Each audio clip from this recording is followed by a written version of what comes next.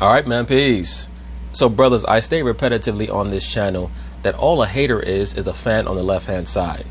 And many times, if you do proper investigation, you'll find that someone who claims to really hate someone of prominence at one time was that person's or that idol's #1 fan.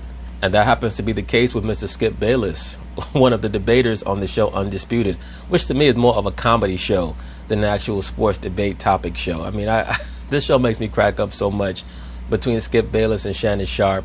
What makes this show so entertaining, more than any type of quote-unquote sports expertise, is the fact that they're probably the two biggest trolls in the entire sports world, and somehow they managed to link up, and all they do for the most part 5 days a week for 2.5 hours a day is troll one another. That's all they do. They just look up stats to see how they control one another. Neither one of them are particularly good debaters. Skip, of course, tends to make more sense and utilize more substance than Shannon does, but Shannon does a very good job of using barbershop techniques to get over on Skip. So either way, Skip is still upset that Kawhi Leonard departed from his favorite basketball team, that being the San Antonio Spurs. Skip believes, almost with a former slave master mentality, that Kawhi Leonard should show some type of thankfulness to the Spurs for allegedly building him up before he was liberated from their franchise. And to this day, Skip still believes that Kawhi Leonard faked his injury in order to necessitate his departure. What has made him even more bitter, rancorous, etc., is that Kawhi Leonard has gone on to bigger and better things with the Toronto Raptors. Now, it was very obvious to any one of us who watched the finals this year that not only should Kawhi Leonard have been the consensus MVP for the finals, but he had a historic playoff run. The playoff run that Kawhi Leonard had in 2019 was up there with some of Michael Jordan's playoff runs, Kobe Bryant's, LeBron James, Hakeem Olajuwon, etc. But Skip is still trying in his normal petty way to claim that Kawhi Leonard should not have even been the MVP of the finals. He's going to claim that it should have been Fred Fred VanVleet. So of course they're going to talk about it. I'm going to chime in. Chris Broussard is still hanging with us this morning. Chris, what do you think Kawhi proved this year? Chris Broussard, aka Chris X, aka Chris Little White Lie Broussard. Somebody please tell me the last time this dude was right about something. Somebody please tell me the last time that one of his quote-unquote sources actually was correct. This dude, thus far, of course, I'm filming this during the time of the Kawhi Leonard free agency narrative. Chris Broussard came on television and claimed that it was a 95% chance that Kawhi Leonard was going to sign with the Lakers. Then he said it was 90%. Now he says it's 50-50. It's very clear that either his sources are not very good or he's making something up. It's nothing against the brother. But I'll be covering that in another video because, once again, it's also very clear that most of these prominent sports personalities on TV spend their time trying to one-up one another with the understanding that I could say what I want to say, and if the object of my commentary claims that what I'm saying is not factual, I can always say that I have sources. That clearly is the tactic that they're using, because people don't understand. These network executives, they hire and employ these so-called basketball pundits and experts to say something. Even if they don't know what the hell they're talking about, they have to say something. 4 things that he proved. Number 1, he is an all-time great. Not just this generation, he is an all-time great. I've already stated this to a couple of brothers. If Kawhi Leonard, say for example, were to win another championship next season, whether it's with the Toronto Raptors or the Clippers or the Lakers, and he were to retire after next season, he would be a first ballot Hall of Famer, and he'd be the strangest first ballot Hall of Famer of all time. You can make the case that he's a first ballot Hall of Famer right now, and I don't even think that he's scored 10,000 points in his career. He's a 2-time finals winner, 2-time finals MVP, 2-time defensive player of the year, and he has not even scored 10,000 points, and he'd probably be a first ballot Hall of Famer, or at least I don't think he scored 10,000 points. If I'm wrong about that, one of you brothers can correct me. He's the 3rd player ever to win finals MVP with 2 different teams, joining LeBron and Kareem. That's a heck of a list. He's the 1st player ever to win finals MVP in both the East and the Western conferences. And I can't recall, Skip, a player, I might be missing somebody, but I can't recall a player going to a team and in his first year leading that team to an NBA championship without other superstars. We can go back to the Boston Big Three when Kevin Garnett and Ray Allen went there in their first year. They won it, but Paul Pierce was there. That was the Big Three. That started the Big Three, the modern-day Big Three era. We can go back to Moses Malone in 1983, his first year in Philadelphia. Philadelphia had Dr. J. They had been to the finals the year before. So for Kawhi Leonard to... Maybe if you want to say Bill Russell, but I'm sure that people would say that they had other star players on that squad. They had Bob Cousy, who had won an MVP award before Bill Russell got there.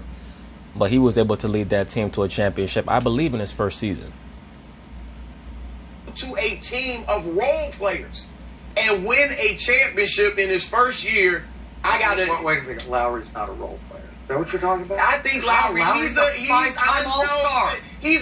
Look, with all due respect to Lowry, because he is very good, he's like Al Horford. Yeah, he's a bubble All-Star. I understand what you're saying. But at the same time, that Toronto team, they have more talent than people give them credit for. That Toronto squad, the Toronto Raptors, they have a 90s style of championship team. One great player, one very good player in Siakam, and a lot of great role players who do their job. They're very reminiscent of some of those 90s Bulls teams, to be honest with you. He's not that upper-tier All-Star. About 5 times? That's hard to do. In the East? Okay. Would he be an All-Star in the West? Well, maybe. Yeah, maybe. Is he a top 50? Shannon, shut up. Not on this topic. You're not going to overtalk me. We're not talking about LeBron. We're talking about that corn-road coward. I hate anything with corn in it now. Corn on the cob, cornflakes, anything with corn, cornrows. I can't stand that guy. He betrayed me. Top 50 player all time, Skip. Kyle Lowry? No. Is that who you're talking about? No. What are you talking about? Is he a top 50? So he's got no. Okay. Was Mark Gasol a former defensive player of the year? He's older too, though. You just call him a bunch of role players. They are. Seriously? At this point in their Siakam is verging on stardom. I agree with you, Skip. I agree with you. And to be honest with you, the Toronto Raptors, they have a very good roster. And they're going to get back OG Anunoby next year. If Kawhi does the smart thing and re-signs with them, they should win at least another championship within the next 2 years. Certainly one next year, I believe, and maybe another one. They might be able to win 3 straight. If Kawhi were to win 3 straight with the Toronto Raptors, of course, we're looking far ahead. But if he were to do that, now we have to start talking about him in the top 25 of all time, top 20 of all time, with sparse individual stats. That's why I say he's one of the weirdest superstars, just from an output level, of any NBA superstar I've ever seen. I'm not evaluating his personality and all that other nonsense that the media likes to do to try to demonize him as an introvert. I'm just talking about his statistical output. Here he will arrive. I will give you that, but he's not there yet. Yeah. He's not there. Regardless, it wasn't the Big Three. It's not a superstar-laden team. Second thing you proved is that he deserves to go into next season with that mythical title we give out of best player in the world. I agree with that. Right now, Kawhi Leonard deserves to be called the best player in the world. Now, I think that he's going to have a chance to cement that once again if he does the smart thing, stays with Toronto, and faces off against LeBron in the finals. I'm not quite sure if Kawhi's team has impressed upon him how important that cataclysmic matchup would be for his career. If he were to be able to defeat LeBron for a second time in the finals, now there can be no question that he's the best player, not only in the NBA, but arguably heading into the 2020s. Because now we will be able to reverse engineer his career and say that from 2018 all the way through 2021 or 2022, he's the best player in the NBA. How many players can say that they would have been considered the best player in the league for a 3 or 4 year stretch? Very few. Now, will LeBron take it? We'll see. But going in the next season with KD out, he deserves to go in as the best player in the world. He took out Philadelphia's star-studded lineup. He took out Giannis, who will be the MVP. Star-studded lineup didn't have Embiid. He was either hurt or sick every game. He played 6 games. No, we heard it. No excuses. You out on the floor. Stop it, Chris. We know that Joel Embiid was out with God knows what. I think I got stung by tsetse flies, Black Nile, blue flies, something like that. Somebody stung him with some shit. And I'm not buying it.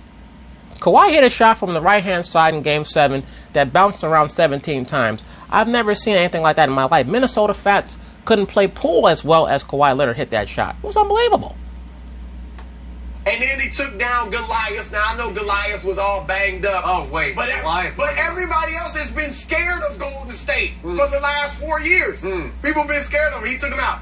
The third thing, and this... Stop that, Chris. Stop saying that. No, people didn't think they could beat Golden State. Now, this isn't something he really proved. I say Isaiah Thomas in Boston proved it, and Kevin Durant just proved it. But Kawhi Leonard is the epitome of this and the poster child for this. Of don't always get a second opinion. And always believe in yourself. Know who you are and stick with that. Always get a second, third, and fourth opinion, especially when you're an athlete that has 9 figures riding on the success of your body. Always get your own independent doctor to examine you, and don't let a team push you out there when you don't think you're ready, because you know your body better than anybody else. Absolutely. And we saw what happened to KD, and we saw what happened to Isaiah Thomas. Isaiah Thomas was going to get $100 million. He played last year for like $2 million. So Kawhi proved that. And then fourth, the beauty of playing the hand you're dealt, buying in. And I've said this to LeBron about LeBron. Look, if they don't get Anthony Davis, buy into what you have. Go in there, buy into Fred Vogel, buy into Brandon Ingram, Kuzma, Ball. Say, I'm good enough with what we have, especially next year when Golden State's going to be a mess and it's going to be wide open. Right, but why would LeBron James ever do that when he knows that he has the power and he also has the blessing of Adam Silver to acquire the top players from other teams that happen to be in small markets? What LeBron James and Rich Paul have been able to do is secure a relationship with Adam Silver that's so tight. And who knows, Adam Silver might be on the Nike payroll under the table. That might be one of the main reasons why he's able to do the bidding of LeBron James, because there's no doubt in my mind, once again, when David Griffin got the job working with the Pelicans, it was so clear to see that Adam Silver was behind that. And then the reports that Rich Paul goes to Adam Silver and complains about the Laker coach back when Luke Walton was their coach. I mean, why would you do that? You're an agent. Why are you complaining to the commissioner of the NBA about the coach that's on the Lakers? It's very clear that there's a rapport there. There's a dynamic there between LeBron and his team and Adam Silver. And the main reason why I would think that Adam Silver would do the bidding of LeBron and Rich Paul is because he must be getting something under the table in some way, shape, or form, allegedly. Allegedly. You can win it. Kawhi went there, didn't worry about, I got to get another superstar. I got to get this guy. Play the hand you're dealt. He was no maintenance, not even low maintenance, no maintenance. And because you never know what can happen. Somebody can get hurt, obviously. And believe it. Exactly. Stop. Don't be recruiting during the season publicly. You can do it. Let the front office do it. You can advise them in the offseason. But during the season, this is what we got. I believe in my boys. Let's go. Especially if you the best player. You know what, Chris Broussard? Just because you're damn near white as me does not mean that I take what you say seriously. You told a lot of lies. Like I said, here's my issue with Kawhi. We basically saved this guy's backside. He's playing in San Diego State with a bunch of bum-ass cornrows in his hair. The guy looks like he only gets his hair done once every 2 months. We drafted him anyway. We taught him how to shoot, how to rebound, how to defend, and then he just leaves. And claims that his leg actually was injured. Can you believe that? We ran him through MRI after MRI. We was about to send him back out there into the field. Onto the court. And he just claims that he wants to leave. So ungrateful. I hope you're finished after all that. He proved a lot. Uncle Dennis might have hired you as their PR guy. Hey, yo, Skip hate Uncle Dennis, man.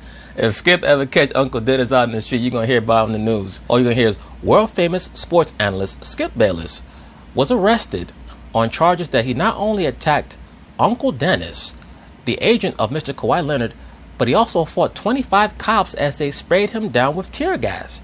He had an unbelievable amount of anger, and he just kept yelling, "Why Kawhi?"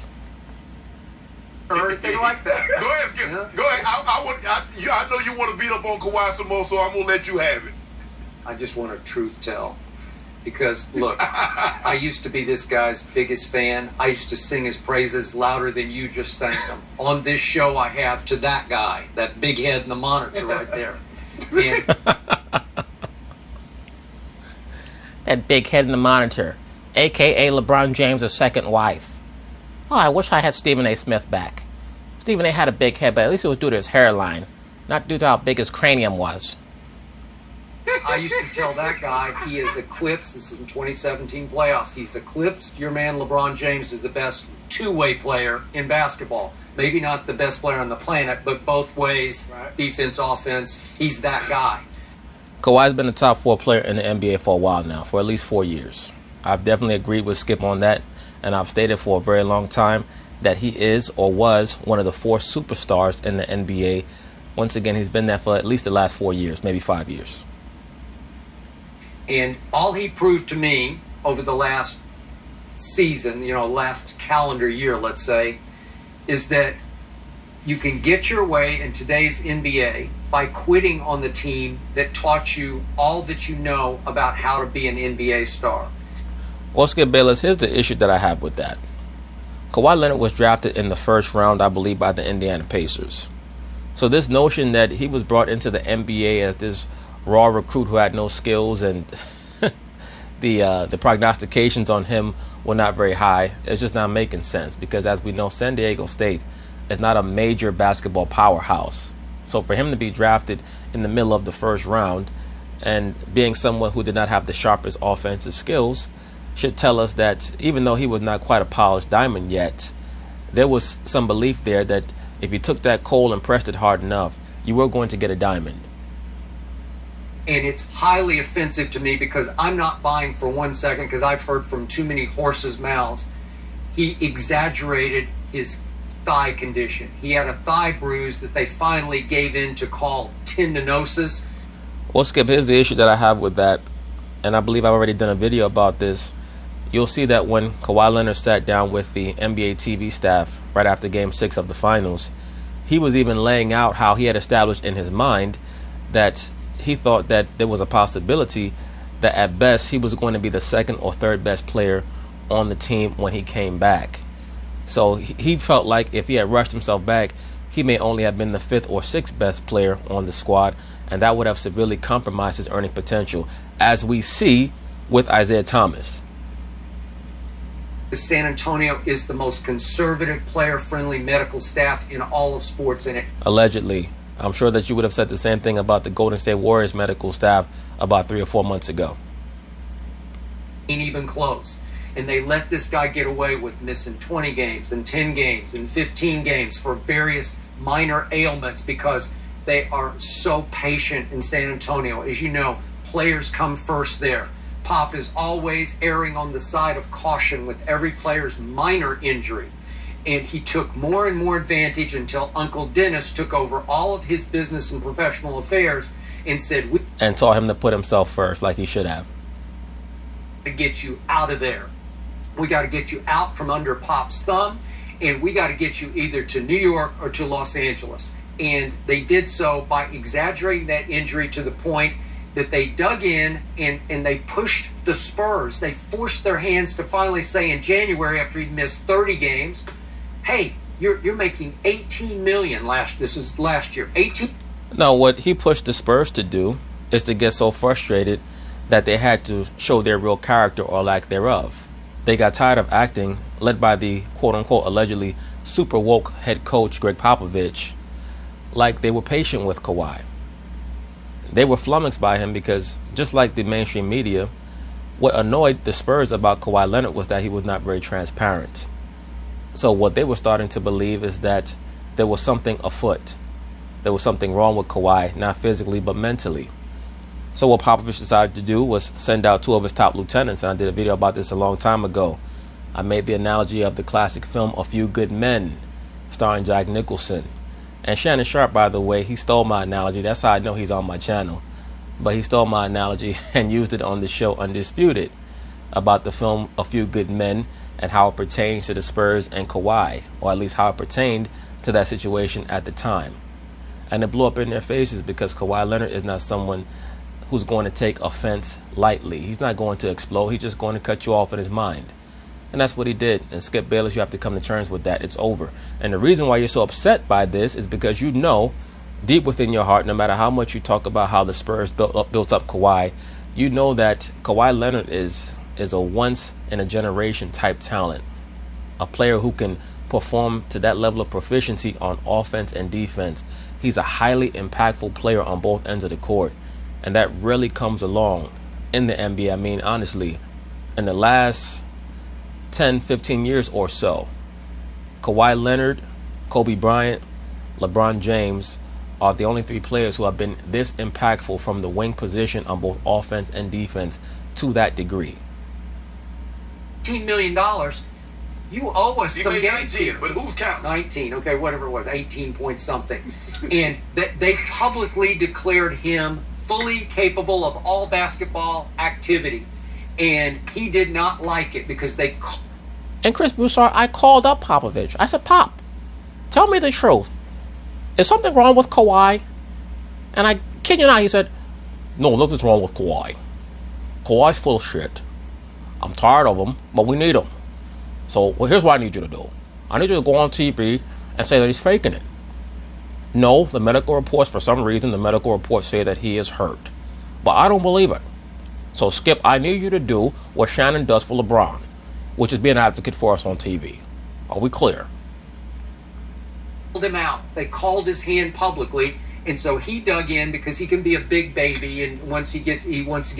Oh, definitely. That's what I read from Kawhi Leonard, that he's a big baby. All Kawhi does is complain. You could tell. He just loses it at the drop of a hat. He's so emotional. Stop it, Skip. See, now you're exaggerating. No, he just is. I know him. I watched him for 7 years, and he... That does not equate to knowing him, Skip Bayless. You're delusional. But once again, he's a fan.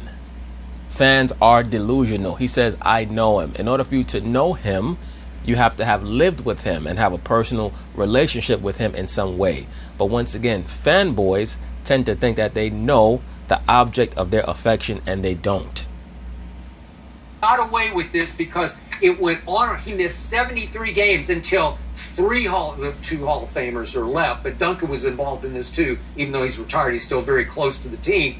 They all put him on the hot seat, and they said, we got a chance to make a deep run in these playoffs with Ginobili and Parker in their final good years in San Antonio. And they said, what you got? Are you with us or not? And he said, and I'm not ready to go, I'm still hurt. And Tony Parker then called him out the way Tony has never called anybody out and said, my injury, which was a ruptured quadriceps tendon, was 100 times worse than this guy's injury. That's all I needed to hear. That came from the mouth of a cinch Hall of Famer. And that was the end of that story. Now, you know that you talk to people in San Antonio. I've always been told down there, the thing about Kawhi, since they drafted him, is that he's never wanted to play through like minor aches and pains. Mm-hmm. So that, I think that's in his character, that he just, if he's not, you know, if he's not 100%, some guys, Klay Thompson, obviously, will go out there and play hurt. I don't think it's weakness, but he just, you know, that's who he is. He doesn't like playing. So I would believe that he was feeling some injury, and he got doctors to say he had a second. Okay, but right? And it's also highly possible that he trains so hard that his body just starts to break down after a while. You have people like that who just, they train so hard over the course of the day that their body starts to break down. That started to happen in Kobe Bryant. Dudes out here working out 3-4 times a day. The body can only sustain so much pressure and stress.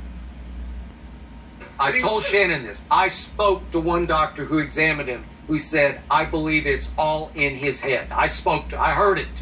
And I'm going to stand by it because that's what I believe mostly. Did he have a thigh bruise that developed into some kind of... I don't know. But again, it's the kind of thing Shannon Sharp just plays through as an NFL player without even second thought about it. Okay. But for the most part, football players are wired a little differently. I'd say.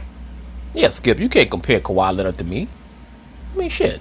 How could you compare somebody to the Black Superman? So on this, at our table, Sugar Ray Leonard came on and he said, what? It's this. Mm-hmm. It's the mind. Yep. Because once you get to that level, all the guys are talented. So if Kawhi Leonard believes in his mind that he's hurt, it doesn't matter what doctors tell him Or maybe he's actually hurt, Shannon Sharp. Who knows? Maybe he's really hurt. It's just amazing that, you know, coming off of what occurred with Isaiah Thomas, as these cats bring up, people are still questioning Kawhi Leonard and the authenticity of his claims about his own body. How he should feel. At the end of the day, and you keep telling me, oh, the Spurs was poised to make a deep run.